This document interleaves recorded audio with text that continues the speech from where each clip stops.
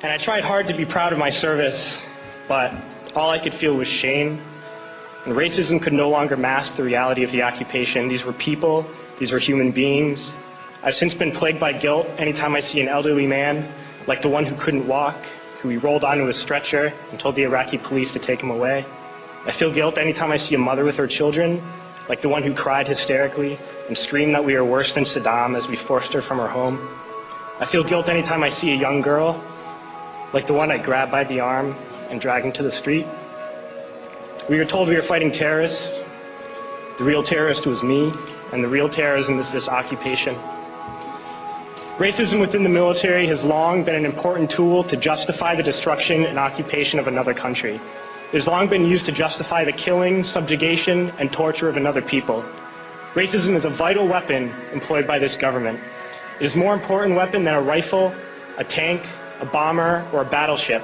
It is more destructive than an artillery shell, or a bunker buster, or a Tomahawk missile.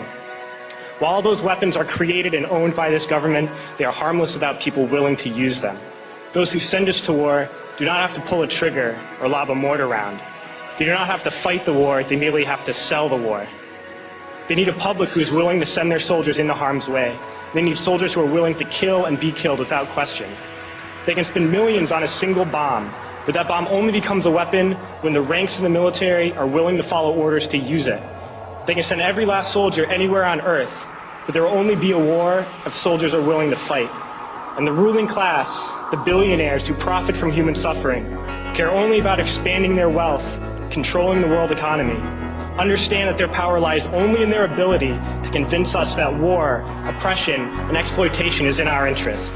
They understand that their wealth is dependent on their ability to convince the working class to die to control the market of another country. And convincing us to kill and die is based on their ability to make us think that we are somehow superior. Soldiers, sailors, Marines, airmen have nothing to gain from this occupation. The vast majority of people living in the U.S. have nothing to gain from this occupation. In fact, not only do we have nothing to gain, but we suffer more because of it. We lose limbs, endure trauma, and give our lives. Our families have to watch flag-draped coffins lowered into the earth.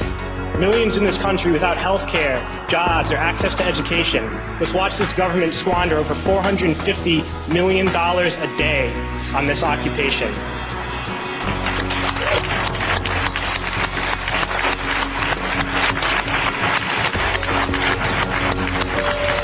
Poor and working people in this country are sent to kill poor and working people in another country to make the rich richer.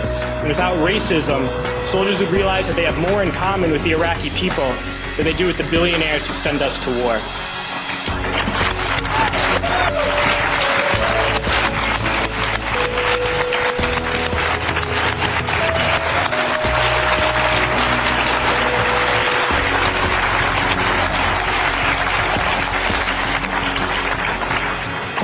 I threw families onto the street in Iraq, only to come home and find families thrown onto the street in this country, in this tragic and unnecessary foreclosure crisis.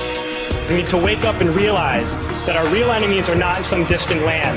They're not people whose names we don't know and cultures we don't understand. The enemy is people we know very well and people we can identify. The enemy is a system that wages war when it's profitable. The enemy is the CEOs who lay us off from our jobs when it's profitable. It's the insurance companies who deny us health care when it's profitable. It's the banks who take away our homes when it's profitable. Our enemy is not 5,000 miles away. They are right here at home. If we organize and fight with our sisters and brothers, we can stop this war, we can stop this government, and we can create a better world.